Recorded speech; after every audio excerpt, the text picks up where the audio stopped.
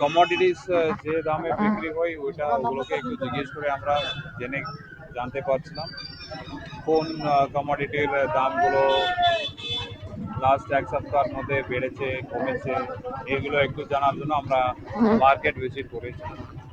এটা আমাদের রাজ্য সরকার নির্দেশ অনুযায়ী আমরা আজকে একটা প্রাইস সিচুয়েশন কি আছে ওইটা জানার জন্য আমরা মার্কেট ভিজিট করেছি। এক ধাক্কাতে চিনির দাম 20 টাকা বেড়ে গেছে, সাধারণত খুব অসুবিধা হচ্ছে চিনির দাম গভর্নমেন্ট অফ ইন্ডিয়া একটা সুগার কন্ট্রোল অর্ডার বার করিয়েছে, ওইটাকে আমরা কার্যকরী করব।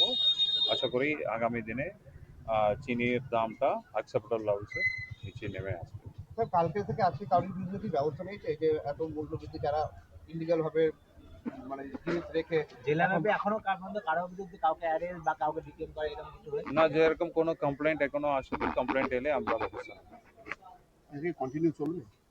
হ্যাঁ, কন্টিনিউ চলবে। Thank you. এভারেজ আমার একটা তারপরে 400 কুইন্টাল বুঝি 400 কুইন্টাল 800 এটা আপনার শেষ হতে কতদিন লাগবে? এটা এখন বাজারে কাস্টমারের উপর আছে। তবু এভারেজ আমার একটা 3 দিন 5 দিন এরকম লাগতে পারে।